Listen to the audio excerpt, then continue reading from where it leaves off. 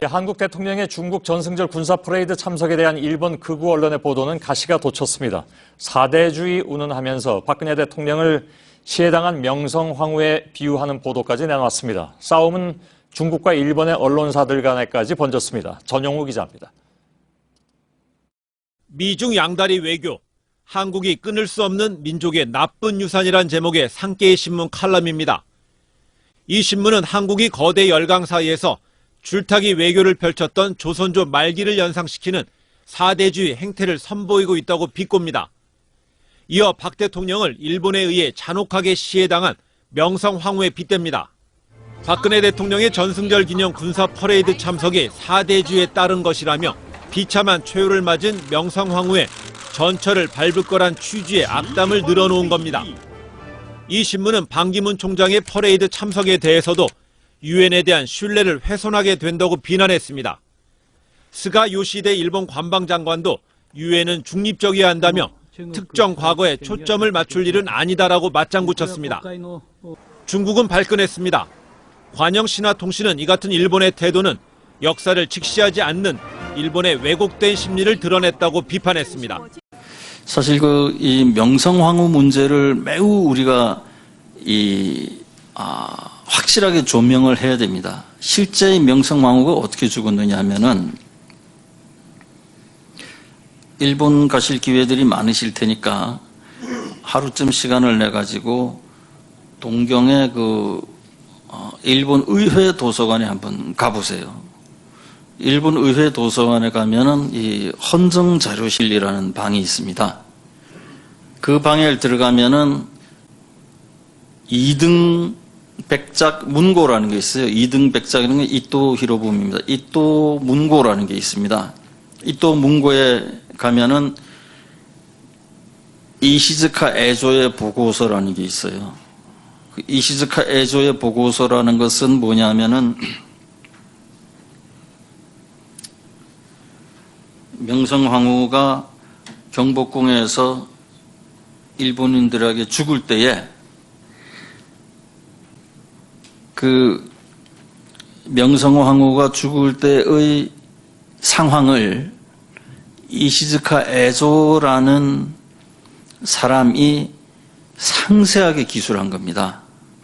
그 작전은 미우라 공사라는 사람이 작전을 했는데 이 이시즈카 에조라는 사람은 미우라 공사의 부하가 아니고 동경에 있는 스에마스 가네즈미라는 사람의 부하예요.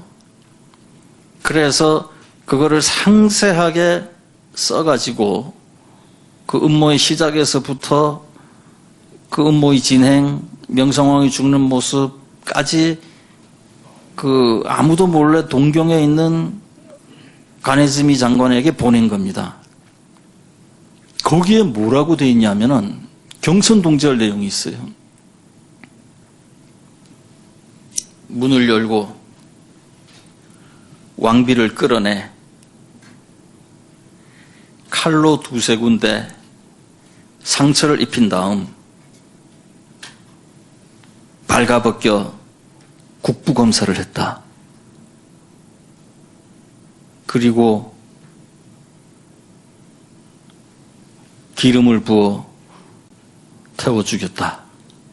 근데 이게 굉장히 비밀로 묻혀오다가 일본의 양심적 역사학자인 어찌됐든 이 문제는 명성황후가 일본인들은 죽은 다음에 능욕을 했다. 그러는데 그게 아닙니다. 그 보고서를 눈을 씻고 봐도 죽은 다음에 능욕을 한 게 아니에요. 칼로 두세 군데 상처를 낸 다음 발가벗겨 국부검사를 했다. 이게 남의 나라 궁에 와가지고 일본 놈들이 우리나라 왕비를 발가벗겨서 국부검사라는 게 뭡니까? 겁탈했다는 거잖아요. 그때 상황이 어떻게 되냐면은 경복궁에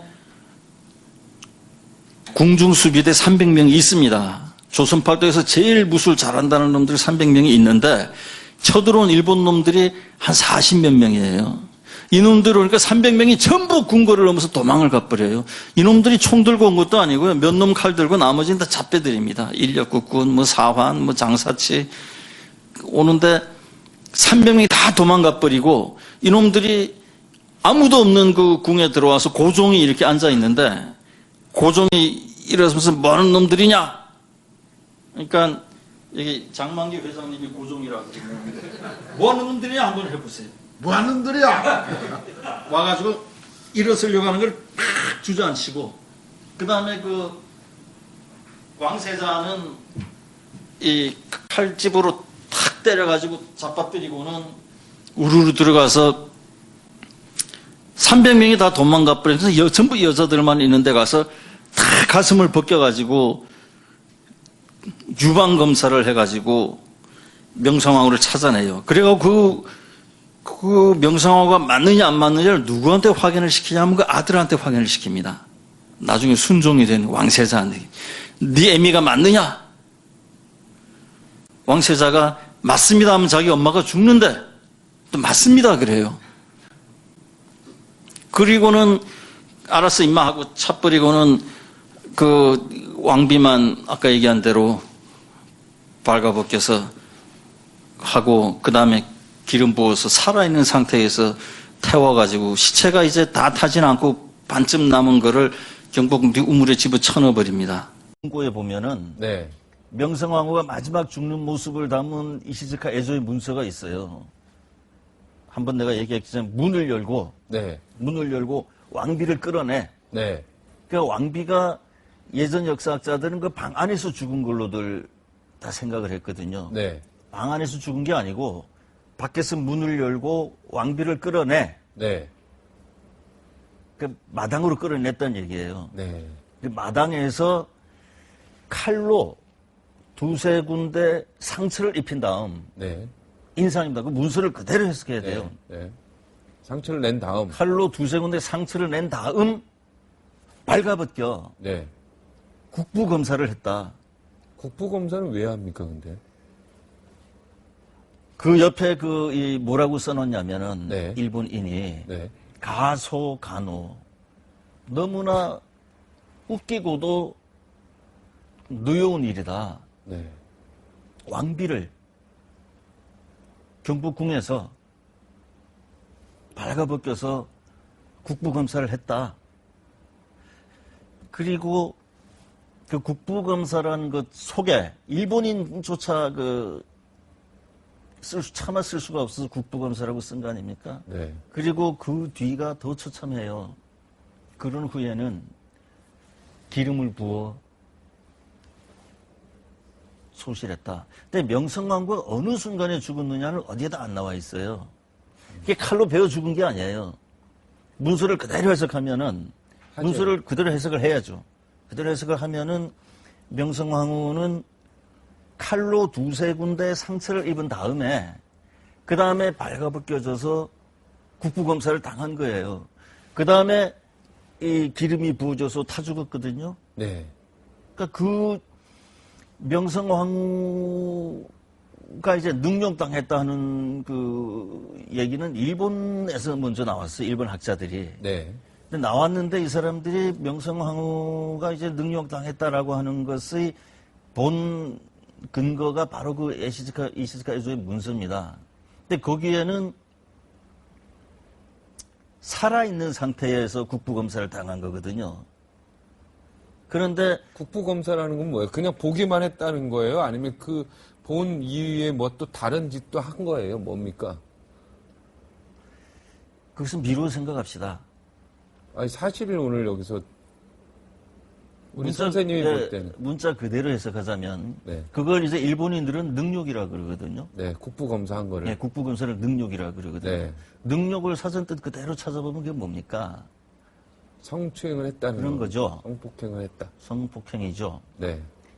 근데 이제 일본 학자들조차도 그게 너무 처참하니까 한국에 대해서 한국이 어마어마한 소요가 일어날까봐 네. 그게 이 사후 능욕이다. 그러나 문서 어디에도 사후라는 말은 없어요. 이미 상처를 당한 상태에서 상처를 피를 흘리고 있는 상태에서. 상처를 두세 군데 내고 바로 국부검사가 능욕이라면 바로 능욕을 했다는 얘기예요. 네, 성폭행을 했다는 얘기다. 죽은 다음이 아니라 네, 상처를 입고 고통을 죽은- 당하고 있는 와중에. 죽은 다음이라는 거는 일본 학자들의 주장이거든요. 네. 그러니까 근데 국부 검사했다 그러면은 검사라는 건 봤다는 걸로만 오해할 수 있지 않습니까? 저런 표현은 잘못됐네 그러면은 그게 이제 우리 한국인이 이렇게 기술을 했다면은 더 이상 차마 창피하고 너무 수치스러우니까 그래서 그 국부검사 옆에 괄호를 하고 가소, 가노 같은 일본인이지만 가소 너무나 웃기고 가노 같은 일본인이지만 그 분노한다. 분노를 하지 않을 수 없다. 너무나 노여운 일이다. 그렇게 쓴 거예요. 그래서 이제 명성황후가 죽고 나서 공사관에서 타전하고 일왕이 보고를 받고 잘했다. 제때 할 일을 했구나. 그렇게 하고 나서 원래는 그냥 넘어가는 건데 이게 아까 그 영국, 독일 네. 뭐 그 희미한 문서가 아니라 영국, 독일, 기타 이 전 세계에서 이게 다 보도가 되면서 그 열강들이 그 굉장히 분노했거든요. 네. 그래서 일본이 굉장히 수세에 몰렸어요. 네. 그래서 이제 이 미우라 공사를 비롯해 가지고 거기에 가담했던 48명을 전부 잡아서 구속을 시킵니다. 일단. 네. 그럼 명성황후를 죽이지도 않았으면 자기 나라 그 공사를 비롯해서 그 48명을 왜 구속을 시키면 왜 재판을 합니까? 그러니까 아까 그 문서는 네. 잘못됐다. 허공에 담배 연기 하나 있는 거 가지고 큰 불 났다는 거하고 똑같은 거예요. 그리고 나서 이제 명성황후 시해 이후에 이제 그 일에 관련된 자를 일본이 신용으로 재판에 회부한다 이 말이죠. 잡아서. 재판을 하죠. 재판을 하는데 그 일본의 교활함이 네. 어디까지 미쳐 있냐면은 그 와중에서 거기에 가담한 한국인도 당연히 있죠. 조선인. 네.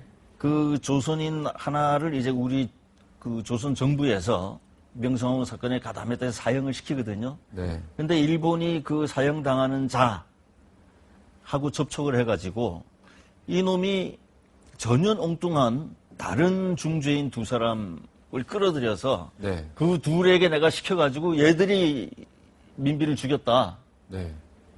그래서 결국 그 48명이 재판하고 있는 동안에 그런 걸 꾸며가지고 그 조선인들이 죽였다. 그 일본인들은 하던 게 문제가 없다고 다 풀어주는 거예요. 아주 교활하고 아주 참 아유 정상회담 하기가 싫네요. 한일 정상회담을 갑자기 하기가. 아까 그 문서에 보면은 그 정체를 알 수 없는 조선인이 명성황후가 살아있다라고 러시아 공사관에 얘기를 해왔다. 시험해 줄 수 있느냐. 네. 그것도 역시 그 시기가 보면은 1896년 2월이거든요. 교활하게. 그러면은 그게 일본서 그 재판을 할 때예요. 네. 그때에 명성황후가 살아있다 이런 식으로 그 재판을 호도하기 위한 일본인들의 음모 중에 하나라고 볼 수 있는 측면이 굉장히 많죠. 네. 한일 정상회담을 개최해야 되는지 말아야 되는지, 그리고 방위백서의 독도는 일본 땅이라고 적어놓은 일본인들의 그 마음, 이거는 다음 주에 한번 나오셔서 정리를 하겠습니다. 오늘은 여기까지만 할까요? 쓸데없는 얘기로 시간이 넘어간 것 같은데요. 그 사실 시간이 없습니까 지금? 네, 1분 정도 있습니다. 예, 그게 요체가 네. 이게 명성황후의 죽음은 굉장히 중요해요. 이게 독도하고 연관이 돼 있어요. 네. 이게 이제 그 일본 제국주의가 조선을 침탈하는 과정에 일어난 가장 큰 세 사건이 명성황후 살해 사건, 독도 강탈, 한일 병탄이거든요. 네. 한국 병탄이에요. 네. 그 세 개가 다 묶여 있어요. 그래서 우리는 이 독도를 우리가 뺏겼다. 그거는 이미 명성황후가 능욕살해 당할 때 우리가 저항을 못할 정도로 우리가 약했다. 네. 한급불능 상태였다. 네. 그 상태에서 독도도 뺏어가고 나라도 뺏어간 거잖아요. 네. 그래서 독도는 국제법 무슨 영토 이런 게 아니라 과거사 문제다라는 거 우리가 그 논리를 분명히 해야 되거든요. 네. 그런데 이런 이상한 주장이 나와가지고 일본의 과거사 왜곡 또는 이 독도 주장에 이 힘을 실어줄 수 있는 측면이 있어요. 이건 굉장히 정확하게 우리가 이참에 분명하게 가림을 해야 될 필요가 있어요. 이거는 일본의 교활한 작전. 아직도 명성황후가 살아있다라는 이런 소문들은 다 일본의 교활한 전략과 작전에 우리가 넘어갈 수가 있는 것이다. 절대 이건 있을 수가 없는 것이다. 그리고 일본 놈들이 다 죽인 것이다. 그리고 능욕을 했고 그냥 검사가 아니라 아주 그냥 성폭행까지 포함된 것들이 다 가소간호. 너무 여기서 웃긴다는 게 뭐 깔깔대고 웃는 게 아니라 진짜 참 이런 웃음이겠죠. 분노한다 이런 얘기. 그 정상회담은 해야 된다고 보고요. 당연히 해야죠. 네. 근데 가서 무슨 뭐 앞으로 뭐 평화롭게 잘하자 이런 게 아니라 네.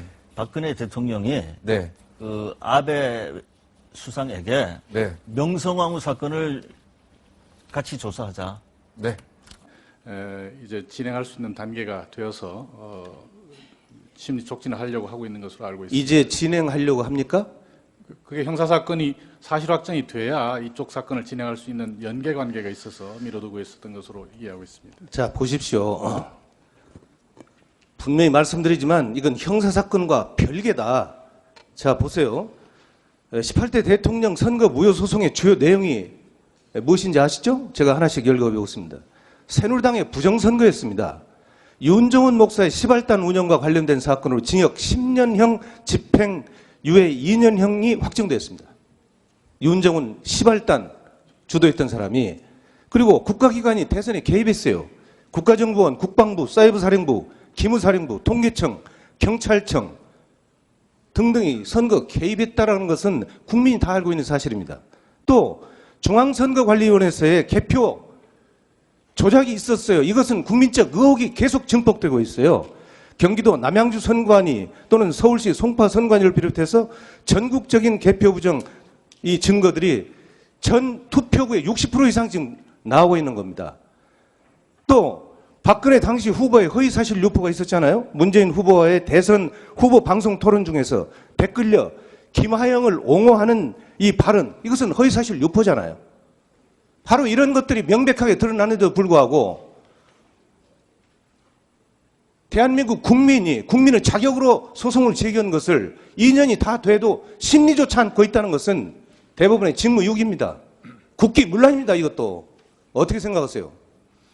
거듭 말씀드립니다만 당초 청구원인은 개표 부정에 한정되어 있었던 것으로 압니다. 그런데 그 이후에 국가기관의 그 선거 개입의 점이 선거 무효 사유로 추가가 됐고 그 점은 형사 기소가 돼 있어서. 자, 이거 보십시오.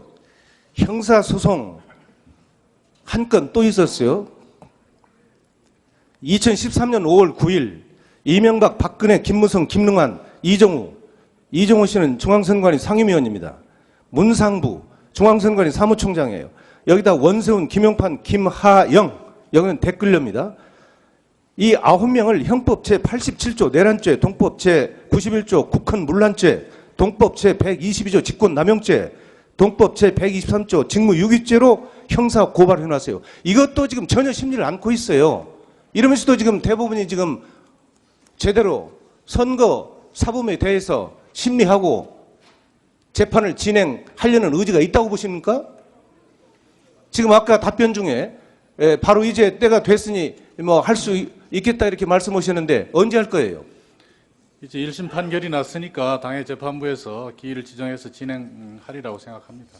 그렇게 막연하게 답변하지 마시고 지금 현재 어떤 상황인데 언제 하겠다. 이 국회에서 분명히 한번 답변해 보세요. 당해 재판부에서 결정할 일이라서 제가 법원행정처장 입장에서 말씀드려서 단정하기는 어렵습니다만 네, 역사는 이 모든 사실을 기억합니다.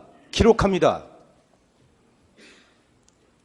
지금 이 고발인들을요, 검찰에서 거꾸로 엮어가지고 지금 실형을 선고해서 현재 감옥에 있어요. 정당한 주장을 하는 국민들을 거꾸로 올개미를 씌워가지고 입을 막아버리기 위해서 지금 감옥에 넣었다 이런 얘기입니다. 우리 국민은 우매하지 않습니다. 지켜보겠습니다. 그 다음에 세 번째는 중앙선거관리위원회의 개표 조작이었습니다. 이것은 제가 몇 가지 사례를 들어서 말씀을 드리겠습니다. 첫째는 지역선관위의 개표 자료와 중앙선거관리위원회의 개표 자료가 일치하지 않았습니다. 경기도 남양주 선관위에는 119개의 투표소가 있습니다. 그러면 투표소가 119개이기 때문에 개표 결과도 119개로 개표 상황이 집계되어야 합니다. 그러나 남양주 선거관위에는 119개의 집계표가 있는 반면에 중앙선거관리위원회는 97개의 집계표밖에 없습니다. 이렇게 집계표가 다름에도 불구하고 공교롭게 개표 결과는 같습니다. 다음 두 번째 사례입니다. 개표 결과를 사전에 입력한 사실이 확인됐습니다. 서울시 송파구 선거관리위원회는 선거일 하루 전인 2012년 12월 18일 오후 1시 11분에 개표 결과를 서버에 입력한 사실이 확인됐습니다.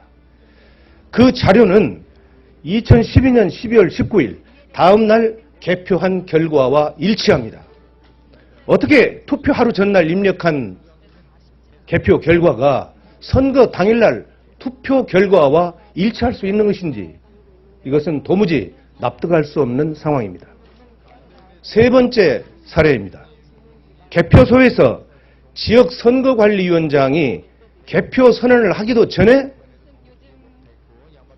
전국에 방송되는 선거방송에서는 개표 결과가 국민에게 방송됐습니다. 서울시 영등포구 대림삼동 제7투표구 개표 상황을 보면 영등포구 선거관리위원장이 개표 결과를 공표한 시각이 12월 20일 0시 16분이었습니다. 그런데 중앙선거관리위원회가 언론사에 제공한 개표 결과의 제공 시각이 12월 19일 22시 35분이었습니다.